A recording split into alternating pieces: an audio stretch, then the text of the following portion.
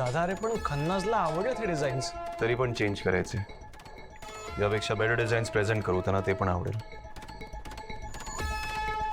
पण वसुंधरांचे इनपुट्स असलेले डिझाईन्स मला नको आहे. कळलं? ठीक आहे. आणि हे काय, एवढा डिस्काउंट का दिलंय? आकाश क्लायंट बॅकआउट करत होते, त्यांना थांबवण्यासाठी आम्ही त्यांना हे डिस्काउंट दिलं. का दुसरा कुठला पर्याय नाही सुचला? तर 30% डिस्काउंट देऊन मोकळे झालात तुम्ही. दादा अरे क्लायंट हातून चालला होता निघून, मग दुसरा हातून जाऊ नये म्हणून त्याचे तळवे चाटायचे नसतात. अखिल, फर्मली सांगायचं की कॅन्सल केलं ना तर ऍडव्हान्स परत मिळणार नाही, तर बरोबर थांबतात ते. आकाश एक मिनिट, हे बघ, यात अखिलची काहीही चूक नाहीये.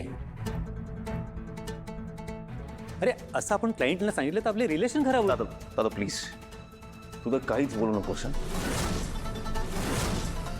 जर अखिल चुकत होता, तुझं काम होतं त्याला करेक्ट करणं, पण नाही, तू पण तीच चूक केलीस. काय काय फालतूपणा लावला नुसता.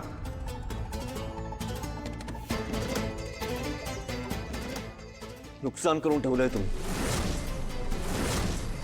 जी कामं जमत नाही ती करायचीच कशाला? त्यापेक्षा थोडे दिवस डिले करता आलं असतं, मी परत येऊन सगळं फिक्स केलं असतं ना. दादा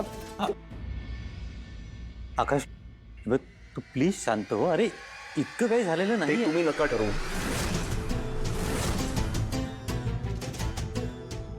एकतर स्वतःची चूक मान्य करायची नाही, कामं बिघडवून ठेवायची आणि वर मला अक्कल शिकवायची.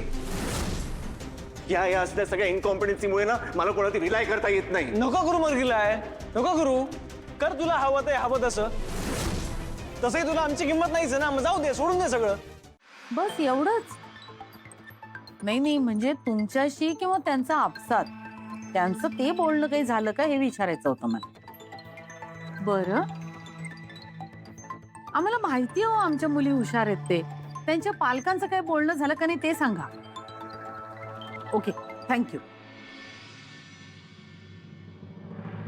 काय ग, कुणाला छापत होतीस? चिनू मनूच्या टीचरना. का? अहो, पेरेंट टीचर्स मीटिंग झाली ना हो.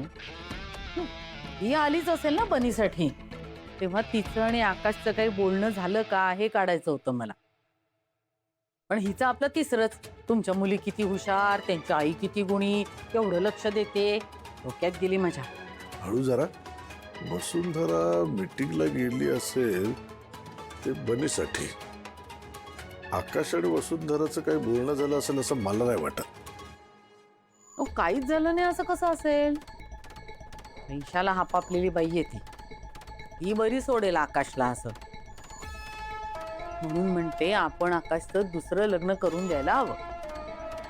तिसरं आकड्यात काय आहे? तरी पण आकाशचं मन तिच्यावरून वळवलं पाहिजे, तिला लांब केलं पाहिजे आकाशपासून, मग आकाशकडे वळत आहे. अजून किती लांब करणार आहेस? डिवोर्स पेपरवर सही केली आहे ना तिने? एवढं पुरेसं नाही हो. मी एक काम करते, आज चिनू मनूला पिकअप करायला मीच जाते, मग बघते तिच्याकडे. एक मिनिट. काय करणार आहेस? कळेल.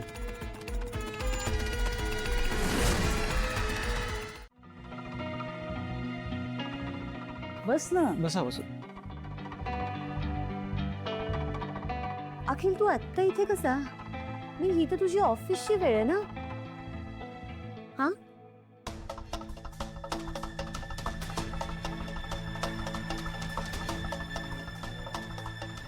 बेबी, यू ओके ना? काही झालंय का? आकाश दादा ग, कधी कधी इतका विचित्र वागतो ना. आता आज आराम करायला पाहिजे होता ना त्याने, तर आला ऑफिसला. आला ते आला, शांतपणे काम करायचं होतं तर नाही. आमच्यावर इतकी चिडचिड केली त्याने. चिडचिड? आणि तुझ्यावर? R you serious? मी म्हणजे दादा नसताना तूच बघितलंय ना सगळं ऑफिस. मग खरं तर त्यांनी तुला ट्रीट द्यायला पाहिजे. I know. असलं काय, यु नो, कधी कधी मला असं वाटतं की आकाश दादाला फक्त माझ्या चुकाच दिसतात. आता तो नव्हता तर एका मोठ्या क्लायंटला वाचवण्यासाठी मी आणि भास्कर दादाने त्यांना एक मोठा डिस्काउंट दिला, तर त्याला त्याचं काहीच कौतुक नाहीये. तर डिस्काउंट का दिलं यावरून चिडवतो माझ्यावरती. जाऊ देत रे अखिल, नको जास्त विचार करू. आणि मला काय वाटतं माहितीये, तू क्लायंट वाचवून एक खूप उत्तम काम केलंस खरंच. तर तुला माहिती आहे का, मी दादाचं नेहमी ऐकतो यार. कितीतरी वेळा माझ्या चांगल्या आयडियाज बाजूला ठेवून त्याने सांगितले तसंच केलंय मी. ऐकून घेण्याची माझी पण काहीतरी लिमिट आहे ना यार. I know baby. अखिल, तुझं मन किती मोठं आहे रे. मला काय वाटतं माहितीये का अखिल, तू ना आत्ता आकाशला समजून घ्यायला पाहिजेस. तो आत्ता जे काही वागतोय ना, हे एक प्रोजेक्शन आहे रे.